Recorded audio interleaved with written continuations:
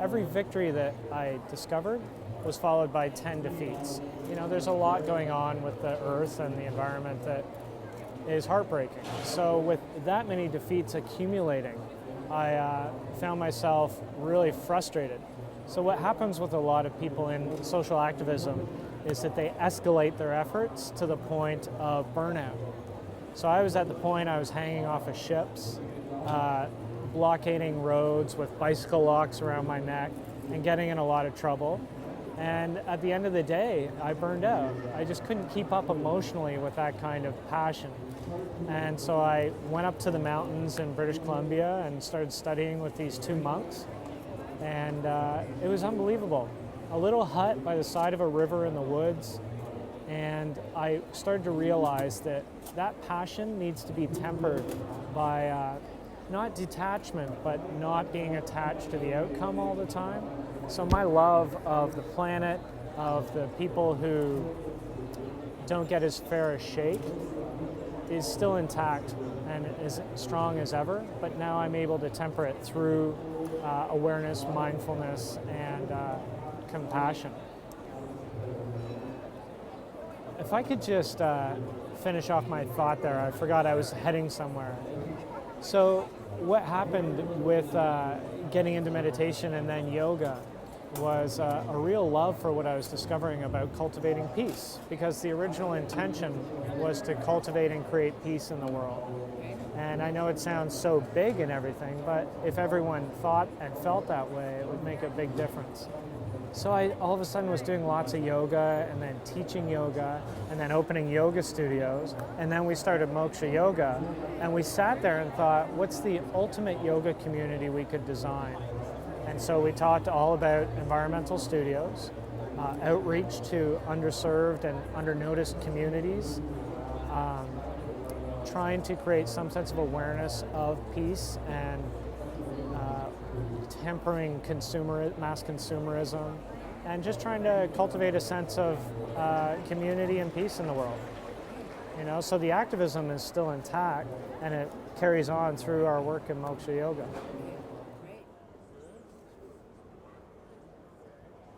What is yoga? I think the easiest way to describe it is yoga comes from the root word yuj, which means to yoke or to join and connect. I've heard that a million times. Everyone here has heard that a million times. But yoga is a living and breathing thing. I like to think of it as a verb and an adjective. It's how we live our life day to day.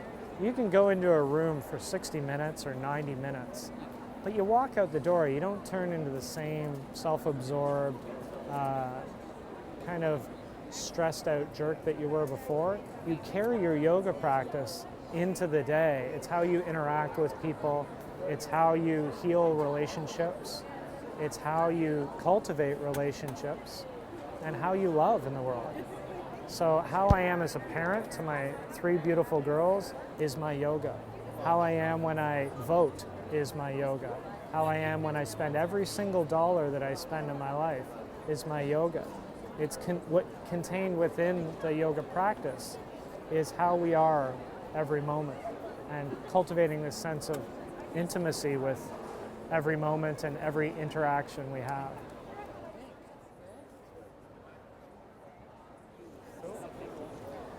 Well, that's what yoga means to me specifically, is similar to that kind of activist, integrationist perspective I was describing before.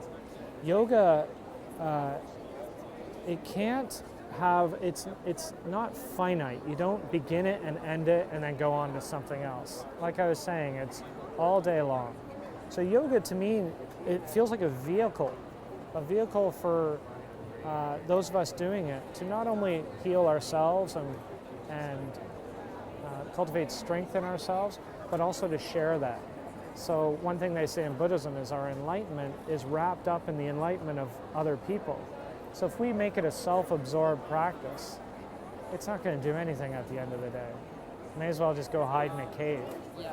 So it's very much a living, breathing, functional activity or act. Yeah.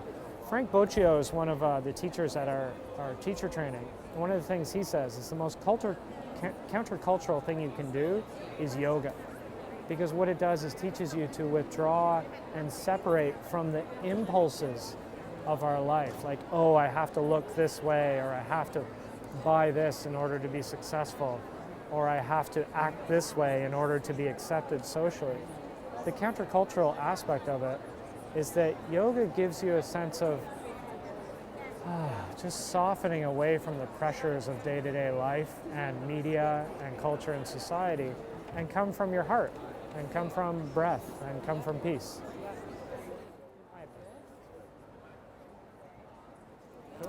Yeah, yoga has impacted my life in a lot of ways. The first thing that comes to my mind is how I parent, because parenting with children in this day and age is a very interesting thing and very complicated at times, in that you want them immersed in the culture and the society, yet you want them to do it in a very mindful and loving and compassionate way.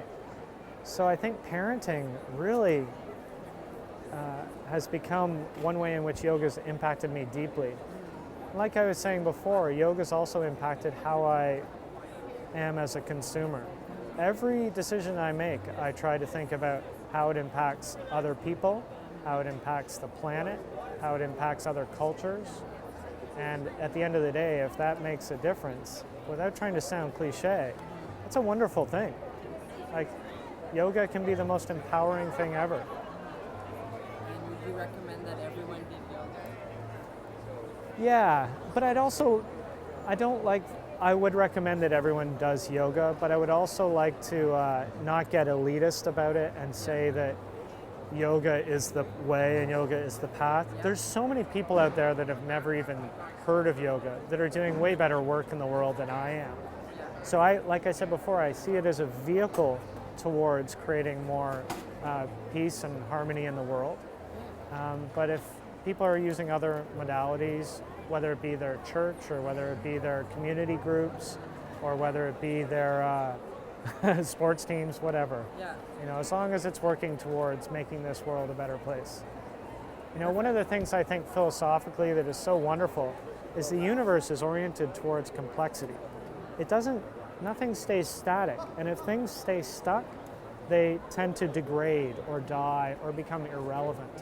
So yoga is this wonderful way in which we continually unfold and expand and have that reflected in what humanity becomes. It's engaged and it's living and breathing.